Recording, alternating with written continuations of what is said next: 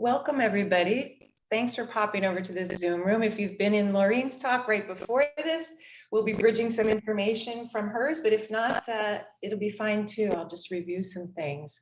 So we're going to be talking about being a developmental organization and why it matters. So I'll just put that on there for you to see. Can everybody see it okay? Yes? It Good. is working, and there it is. Beautiful. Okay, so I think I'll just start by sharing a little bit about myself, just to give a little context. I am sitting in Portugal. This is my home. I've lived here for about 8 years. I'm originally from the US. I moved here with my family, and it was an intentional move to live a more conscious life, a more sustainable life in a place that was aligned with our values. I'm also from Ireland, so I have my Irish citizenship. So this continent is where my feet want to touch the ground and where I feel well in my body and soul and mind. So very grateful to be with you today from Northern Portugal. I came to Sociocracy as a mind-body therapist, a leadership coach, and I put my attention there because I realized I could only get so far working one-on-one with people, that sort of we were working together to become empowered, but then sending people back into dysfunctional systems. And that was very frustrating for me and for my clients. And I realized I have to go scale out where change can happen, where people can become empowered, and where we can create a better world. And Sociocracy for me was a solution for that. So I was one of the first cohorts for the certification training a few years ago. If you ever want to know about that, feel free to ask me. It's wonderful. And then recently I joined a cohort called Fraendi here in, well, not here in Europe, but here in Austria as well. And we're a group of consultants who work with leadership development and also organizational living strategies for regenerative futures, blending ecosystems and working at developmental levels with ecosystems. So we go from the individual leader all the way out to the multiple sectors and ecosystems that we are, that intersect. And we're also a developmental organization. Yes, Jens. Is there something wrong? I can't hear you, you're muted. Can you unmute and tell me why your hand was up? Jens, that would be great. I am trying to do just that. Sorry. So it seems like people can see all your tabs. So there's been some questions. Can you show us in full screen, kind of? Ah, okay. So let's do that. So it's only showing. So what are you seeing? Let me go back. Okay, share screen. Let me see if this is more. Is this better or is it the same? It's fine here. Is it like showing on your as much as you want it to show? Yeah, it's if I went up to the view in the upper right corner, and there I could kind of change it and get a lot of stuff on my screen. So I guess that worked for me, but I don't know if that works for everybody. But it sounds like it. So please just, sorry to interrupt you there, Bernadette. Right. That's why you're here.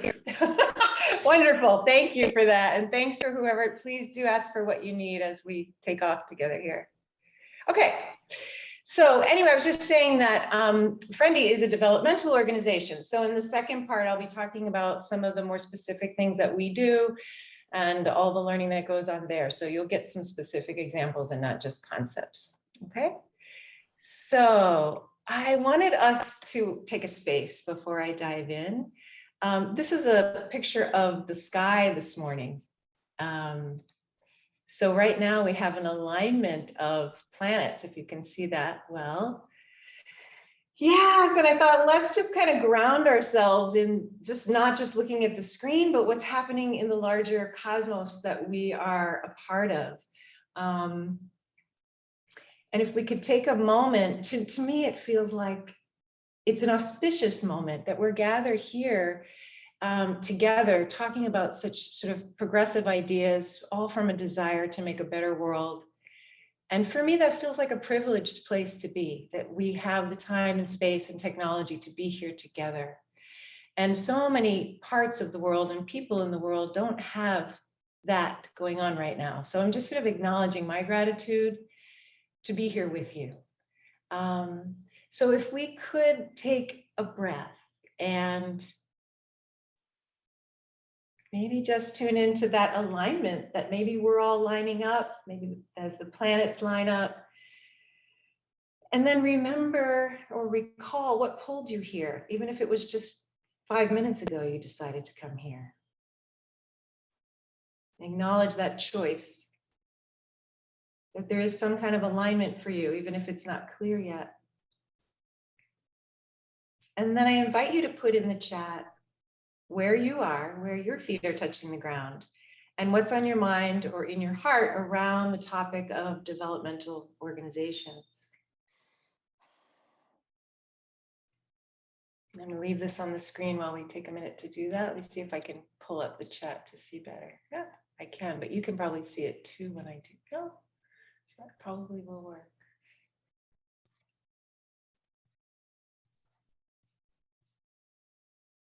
Curiosity, yeah.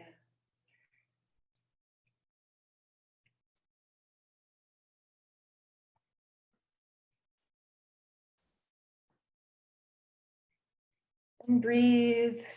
I see it's kind of quiet on the chat on my end anyway, so that's all good. I'm going to move on then, now that we're aligned with the planet. Oh, there we go. Now it's starting to come.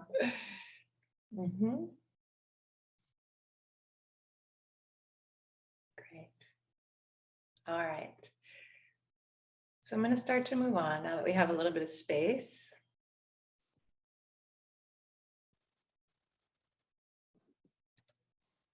I wanted to start with kind of a light-hearted image, and you can keep putting that in the chat if you want to, and then we'll slow down on that. I love this image because for me, it speaks to the heart of what being a developmental organization is about, which is supporting us to, us meaning any human being working together for any purpose, to see how our perceptions help co-create what it is we're creating together. And that this kind of self-awareness hasn't really been taught in our education systems. And so we're going to talk about how to start building our self-awareness, seeing our perceptions, seeing our blind spots, and how organizations can help support us in developing that capacity. Because otherwise we're just operating from our blind spot, like that horn on every image that we see. So we'll be playing with that idea throughout the talk. And the flow will be that we'll talk about why it matters, and what is a developmental organization. And then, like I said, at the end, some more specific examples. Okay. And I wanted to also open with this quote from Otto Scharmer of the Presencing Institute. The blind spot concerns the inner source from which we operate when we do what we do. So in other words, how we show up matters. So let's talk about why that matters. Why does it matter how we show up? I want to draw from Laureen's talk, if you were there. I'm just looking at the chat. Nice, thank you for that. I want to draw from Laureen's talk, if you were there. Laureen was giving us the context, the bigger context, the waters in which we're swimming. And a big part of that is that the world is changing so fast. And she talks about this exponential change. It's this arrow going all the way up. And that there's a kind of rift in between the external change that we're experiencing and the internal change inside of us and inside our structures and organizations. And we're all kind of feeling it. It can feel like we're barely keeping up, and it can be painful even. But I believe and feel that it's pushing us out of business as usual, this lack of stability, this constant change, so that something better can emerge. Something that's real for me in my world, in my experience, is the concept or the practice of breakdown to breakthrough. So what is it for? What might be a deeper purpose? That's for each of us to sort out. I don't have those answers, but it's one that I ask all the time. I know some wisdom traditions speak to this shift that we're experiencing, that maybe it's around consciousness. You would, from a political perspective, there's language there around what kind of shift we're in. But if we could set this hypothesis that we are in some kind of shift, and that there's a need now to prioritize learning and development right here, as you see in the middle there. And we need developmental support in order to do that. And for me, it's like, this is the call of the hour. It's like the need to shift and to transform ourselves, as well as changing externally, but we're going to kind of play with in between the internal and the external.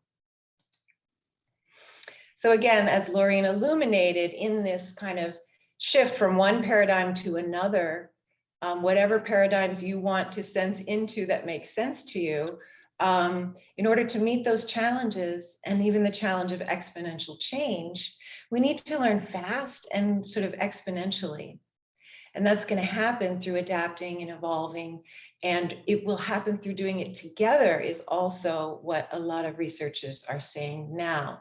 And also that it's embedded in all of our ecosystems. So it's not just the individual, but also then our families, our schools, organizations, larger structures. So that's the hope, that there would be some kind of layered learning in all of our experiences, so that this can happen at really unprecedented rates and ways.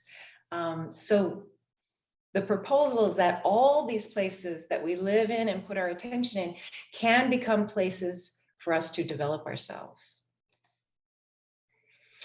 So it felt important to me to illuminate kind of the different types of challenges that we are experiencing. And you've probably seen this before, but I think it's worth mentioning again. The difference between technical versus adaptive challenges. Most of the challenges we're experiencing now, many would say, are adaptive rather than technical. So technical changes are more like when you can hire an expert to help fix for you.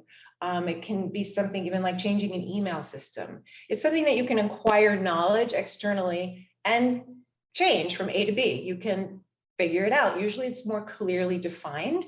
And because of that, there's usually less resistance. It's easier on some level. Where in contrast, you have adaptive change. These are where the more complex challenges lie. These are more of our mental models, our perceptions, our behaviors, and these are harder to define. And because they're harder to define and they require internal self-awareness, we often run into more resistance with handling these kinds of challenges. But that's also, even though it's frustrating, this can be where real transformation occurs, which can be in this context different than change, which change you could look at as from A to B. Transformation is where we're actually kind of something new emerges.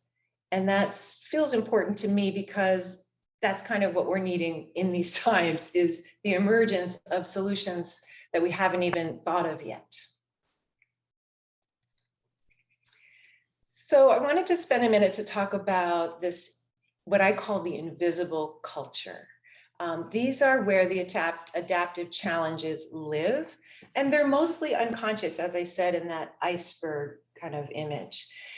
So my experience in these last few years with sociocracy is that even with good sociocratic structures in place and where power is not being abused, there are still hangovers from old systems that we've been immersed in. So I've felt it in myself and in other circles that sometimes there's projection, mistrust, or even disempowerment, even when there's a power with structure in place. And it's coming from perhaps the baggage I'm bringing from past wounds, traumas, fear of being fired, fear of being judged, rejected, kicked out, all these things we bring with us. So the structure alone won't help us get the leverage that we need within these power with structures. So that's that second point, that the power over power under dynamic is still there unconsciously, even when we change the external structures. And then there's another part to the invisible culture that I call VUCA within VUCA. So Laureen was talking a lot about the external conditions of VUCA. I highly recommend you watch her talk on the recording if you weren't there. And what I came to realize that is that I am a complex being. I am a VUCA system. All human beings are. So I'm not only swimming in VUCA waters, volatility, uncertainty, complexity, ambiguity, but I experience those conditions inside of myself. Maybe you do too. Maybe you've noticed it in yourself. And if I bring those to a circle meeting or decision making without self-awareness, I'm not going to realize how much I might be distorting the system or a decision, or even just the energy in the room if you're sensitive to that, like some of us are. So that combined with sort of this human condition of a natural resistance to change, which we all naturally have, that will also feed into the invisible culture when we try to bring in new structures. So these are some of the areas that a developmental organization can help us bridge. So I'm going to take a pause and drink some water. I'll let you absorb that and notice any invisible culture in yourself or around you, maybe.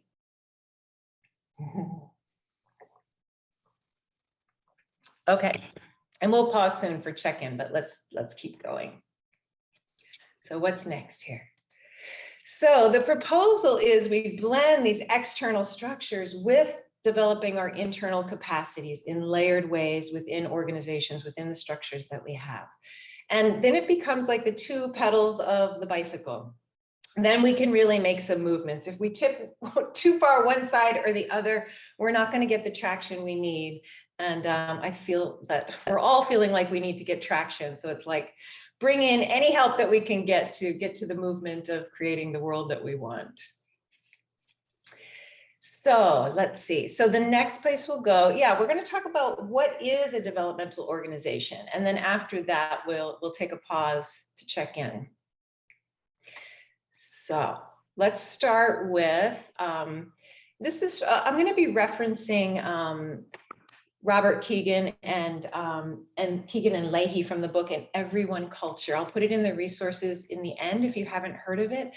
But what their research showed is that everyone is doing a second job for which no one is paying them. And that's their hypothesis that they're testing out. I don't know how, it's a lot of it's anecdotal and trial and error and working with organizations and tracking and really trying things out. There's no rule book for what we're talking about here, but it's definitely an area of interest in sociology and in organizational life. So the idea is that we're all trying to unconsciously preserve or enhance our personal standing. And I want you to notice if you've ever felt yourself doing any of these. Just being honest with yourself, kind of a quick inventory check. Also, maybe managing others' perception of us. Or we might be trying to cover up possible weaknesses that we have. And all of that to sometimes just trying to promote our greatest assets.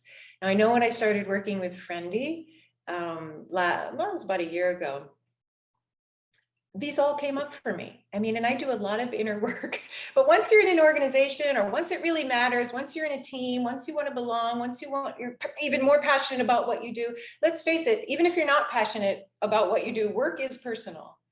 And so these unconscious habits or patterns or ways of being will be present unless we start paying attention to them. Hiding is part of the human condition. We naturally want to hide to protect. But this hiding has a cost. It has a cost to us. It has a cost to the organizations we're a part of and these movements that we're trying to move forward. There's a cost in energy, time, resources, and even worse, our creativity and our innovation and our ability to come up with new solutions. And it keeps us stuck in a kind of status quo. And because it's invisible, it can be tricky. It can be elusive. So on the other hand, Keegan proposes that another way of being in our workplaces. And I like this quote saying, the reason behind so much burnout in organizations is the experience of being in a plateau with your development at work. So we sort of flatline. We're kind of on that automatic pilot. And people, I always think it's just working too much that makes us burn out. But what he's proposing is the lack of vitality also behind what we're doing and how we're growing. And then we miss the rejuvenation that comes from fresh challenges that are inviting us to grow, and actually the experience of becoming a different self. So I just kind of wanted to put that in, that focusing on our growth and development as a part of our work brings a kind of pleasure and aliveness. And I'm experiencing it now in Fraendi, in these risky, scary places. What emerges doesn't always have to be risky and scary, but often it is. What's possible, though, is kind of a shared excitement and energy and movement as compared to plateauing. So here are some of the principles of a developmental organization. Just like sociocracy, we align toward a common aim, because it's not just about personal development, it's about personal development in the context of the development of what we're working toward. So the aim still needs to stay at the forefront. But what we add into the mix here is something called questioning assumptions. And we do this both individually and as an organization. So if we do this, we assume this will happen. Well, is that true? And then we test those assumptions with small, safe experiments. The other thing we do is support reflection and integration of our work-life experiences. We work to overcome our internal barriers to change. So first of all, we have to have the self-awareness to even know that there's some kind of change that would benefit me or the whole. And then what is my resistance to that? And we take stock of those things and we try to transcend them together where our blind spots are. And when we do it together collectively, there is kind of this exponential movement that it starts happening faster. The real shift for me was starting to see weaknesses as prime opportunities for personal growth. Now, I get that when I'm by myself, I'm for, I don't know, 25 years, this has been a passion of mine of just the human condition and clearing the blocks and traumas so that I can be who I'm meant to be, who I'm here to be, instead of operating from wounds or limited perception. So I have fun doing that on my own time, but to make that transparent to someone else, especially in an environment that means a lot to me, where I could be judged or it could be used against me, that's a whole nother game. So this is a different kind of learning edge to do this kind of learning together. There's an inner transparency that we invite, but of course the level of that would be gauged based on the context and your culture and the agreements that you have around that. So I want you to kind of take in that list for a minute and think about what would be necessary inside a culture for any of this to work. What else would need to be present? What kind of agreements or values? I'm going to look at the chat.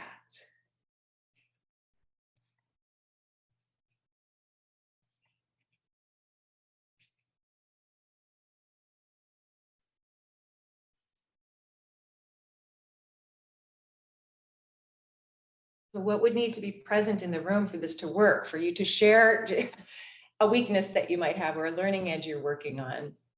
Okay, congruence with the essential flow of existence. Good. Shared identity, values, scaffolding. Yep.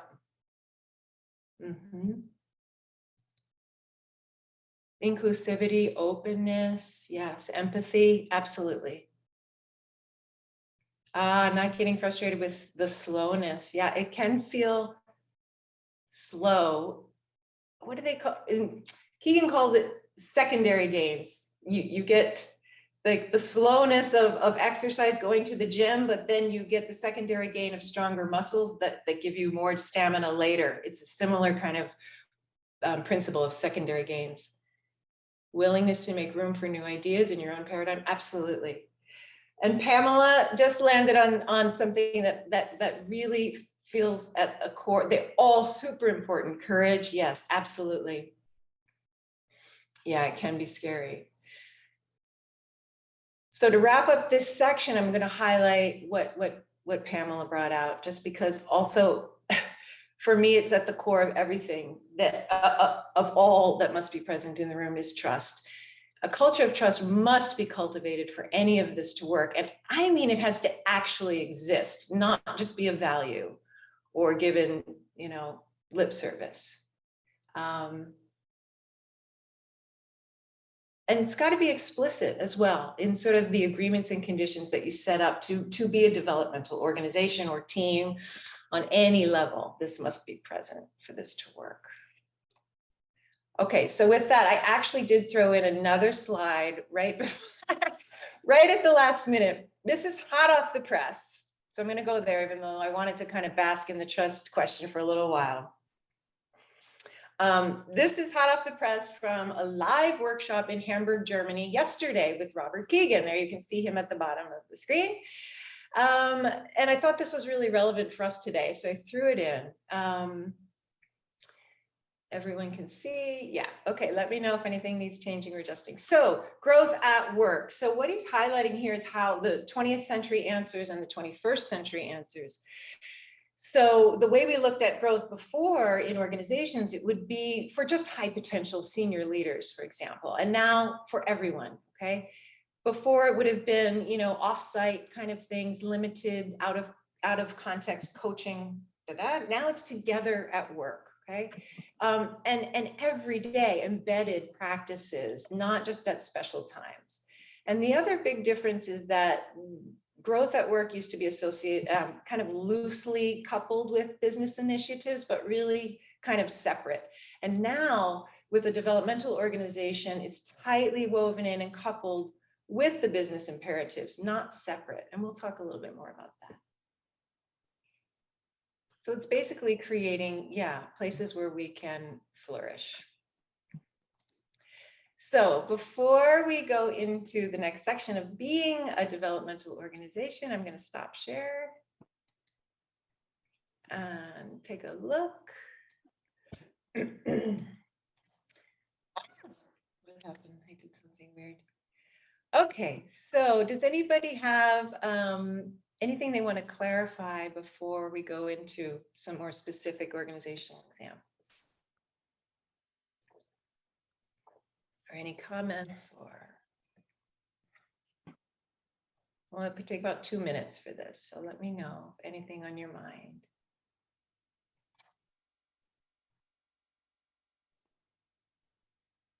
Or you can put it in the chat if that's easier, something on your mind. And I'm going to read the chat a little bit.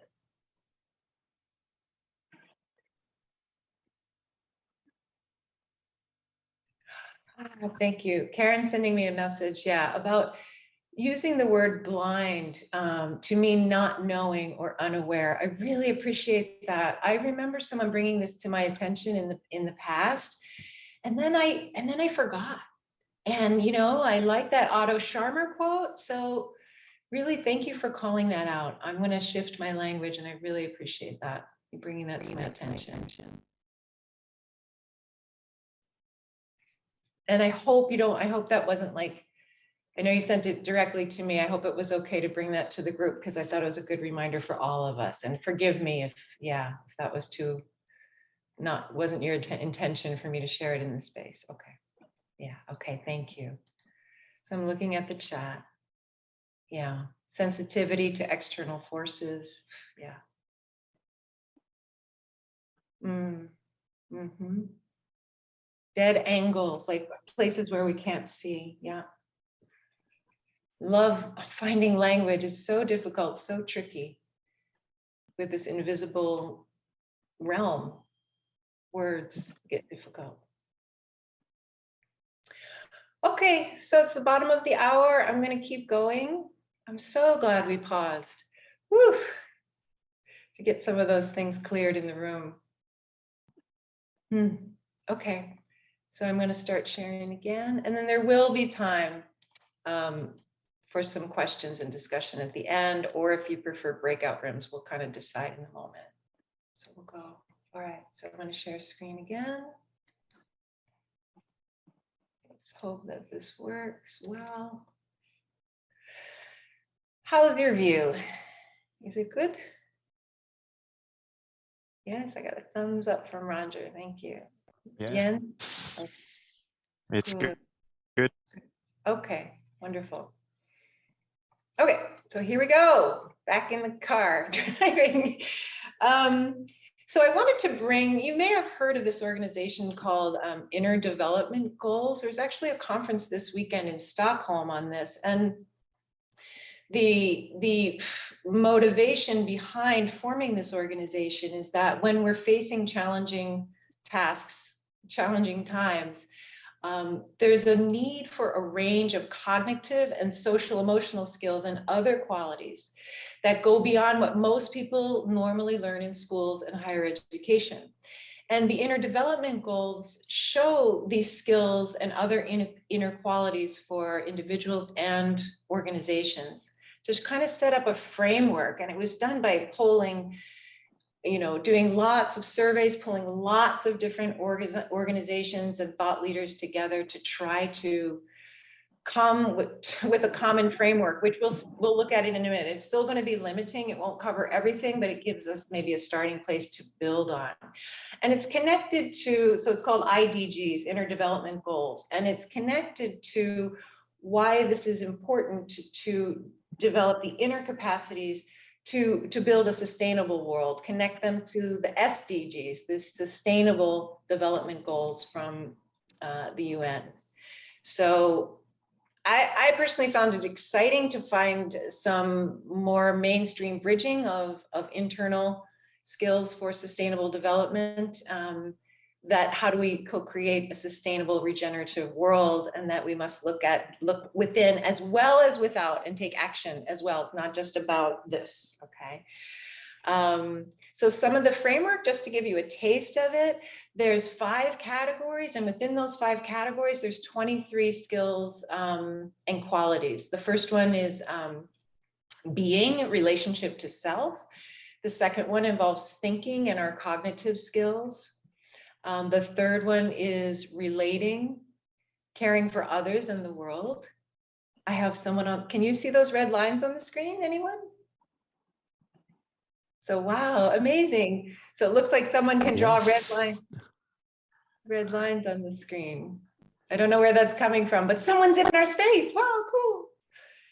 Jens, do you know why that's happening?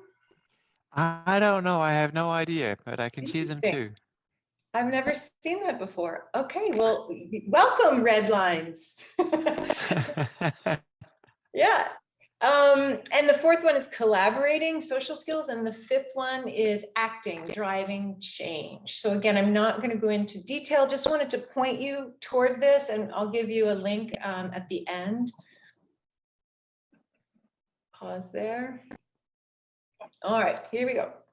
So now we can, oh, wow, the red lines are still there. And it said Greg. I saw like someone's name said Greg.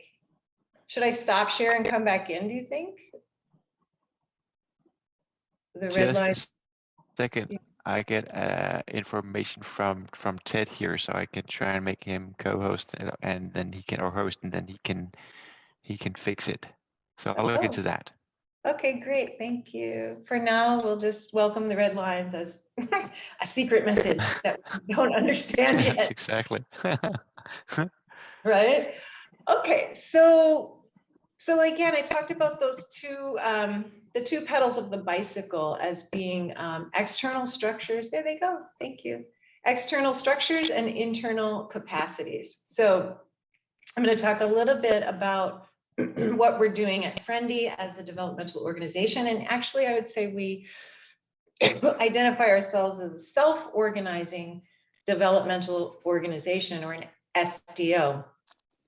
And this acronym was coined by, this phrase was coined by Bernard Posselt and Graham Boyd. You might know Graham, part of the Sociocratic sort of network. I'm not gonna say, I think it's sort of self-explanatory, what self-organized, you know, the acronym. Okay, thank you, Roger. I love your feedback. You're right on my screen and he's helping me track. I'm so grateful. So these are some of the things that Fraendi, we're doing inside Fraendi. We do internal developmental profiles on ourselves. We also use these with clients, but we use them on ourselves, with each other. And so it gives us feedback on our learning edges, cognitively and social emotionally. So talk about going out on those edges, you know, letting your peers and people you respect and value seeing warts and all. So it really is a different paradigm. But I can tell you, for me, it has given me such accelerated movement in my personal development than I've ever experienced before. I got to tell you, and I have spent a lifetime focused basically as a coach and a therapist and a seeker. I have spent a lifetime on inner development, and this has been really pivotal for me to start using some of these new ways of discovering learning edges. Let's put it that way. We also internally have developmental communities we call pods, where we work with our edges that we're aware of and the assumptions that we might be working with. Those places where we don't really see on the edges so well, or we're assuming something will happen. We work with those together transparently. We are also a sociocratic organization. Obviously, that's that self-organizing part. We really focus on this power within, obviously, to have power with, and I'll talk a little bit more about that before we end, hopefully. And we also do something movement among roles, and I don't just mean sociocratic roles like leader, facilitator, secretary. I mean like your job. So what you're focusing on, part of being a developmental organization, what's proposed is that you don't have people-dependent roles, but that you get good at something and then you get moved to doing something else. And I think SOFA might do some of that. It creates that sort of challenge, so you're feeling more alive and you don't plateau out without overstressing. It's that sweet spot that we're looking for.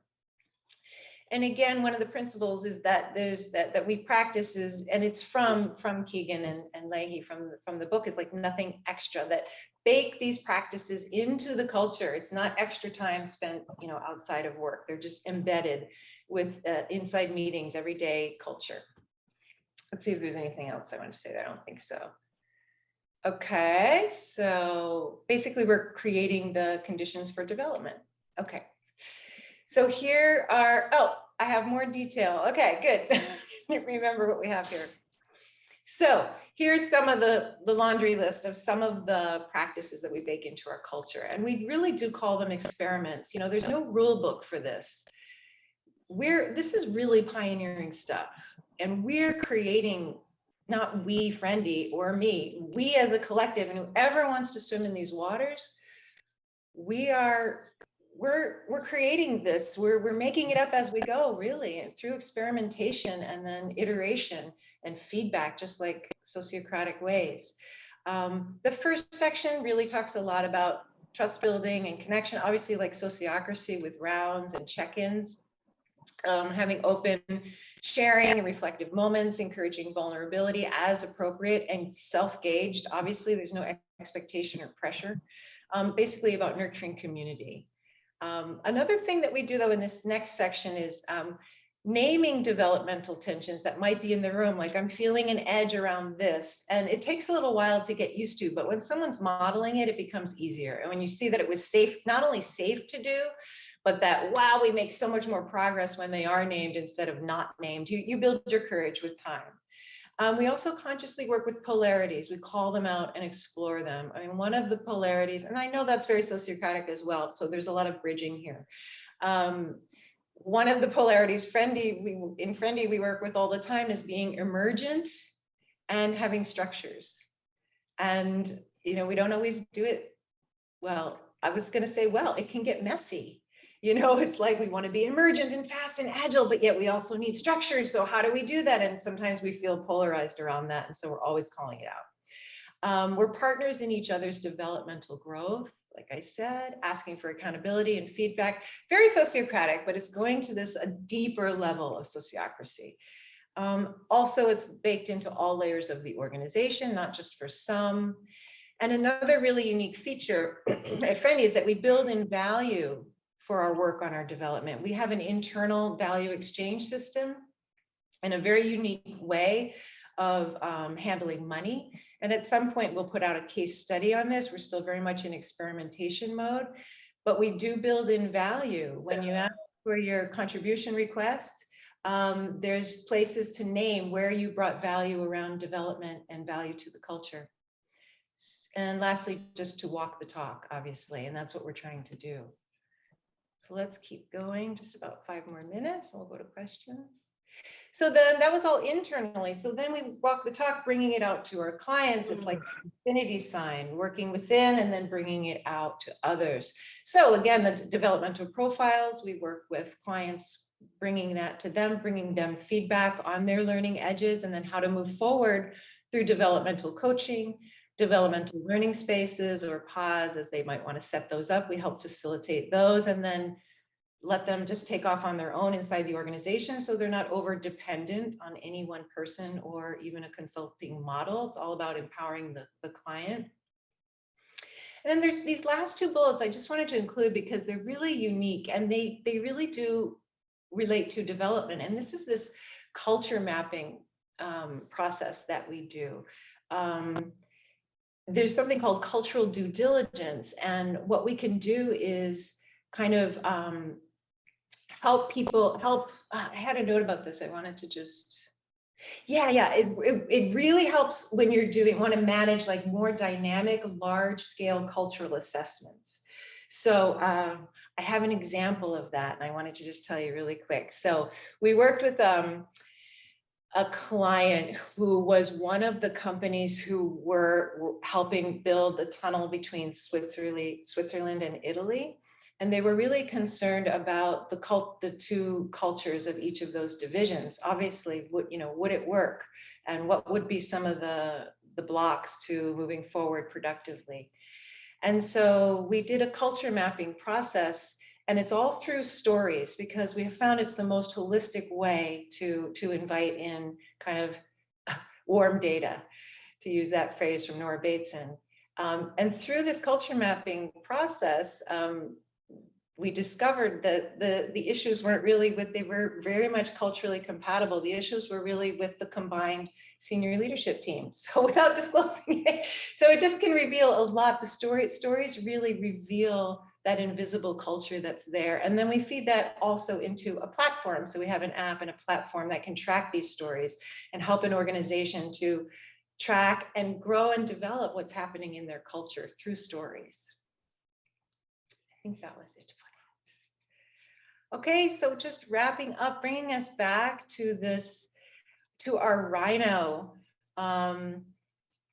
this idea that the why development matters is because how we show up matters. And unless we're willing to look at what we're seeing and perceiving based on our own perceptions, we might just keep creating the same patterns over and over. And that the way we'll make the most traction is by doing it together. And for me, it really reduces this risk of like, shiny package, like the same package, but the same like patterns, but with a different package. So if we bridge the internal and the external, we have a better chance of getting these results that we want. And as Otto Scharmer says, form follows consciousness. So it does kind of bridge back to our own internal self-awareness. And just quickly wanted to touch on a diagram that Laureen helped me create from the way that I've worked with myself on this and with others. This whole, and someone asked in the last talk about how do you create, power within. For me, I've been focusing on this power with idea, because I noticed for myself that when I started studying sociocracy and looking at power with, even looking in my family, looking everywhere, I saw, wow, I'm still disempowered in many places, and I'll never get there unless I keep looking at those shadows or places where I'm disempowered. And what that looks like, what it can look like, is going up this mountain and back around, because whenever we take action for something toward a purpose, we're going to have tension or conflict. And when we do, or if we do, or any kind of internal trigger or limitation or fear or block, we start to increase our self-awareness and connection. That's that sun, if you come around to the left side here. And up around at the top, we start to transform those patterns. Our self-awareness increases and our power starts to increase. And you see the sun coming inside the body. And that's where we will have, in the bottom right corner, these empowered with potentials together. So I'll close with my mantra, which is you can't have power with unless you have power within. So I welcome feedback, questions, insights. Here's some resources I'll just put on. I can put them in the chat if that would be easier, since you don't really, have access to these links. I'll maybe what I'll do is unshare and I'll put them in the chat. But it's basically just the IDG summit that's happening this Saturday. Actually, you can attend virtually, or you can fly to Stockholm if you prefer. And you can do these developmental sprints with Andy Fleming. He was a co-author of the book In Everyone Culture, the book that I was referencing a lot today. There's one starting in May, one starting in July. I have no affiliation with them. These are just resources that I've come across. Lorene and I did a sprint recently and we really enjoyed it. If you have questions about that, we're happy to answer for you. And then there's just my website and the Fraendi website. And I really would love to stay in touch around this conversation too, so I'll put my email in the chat as well.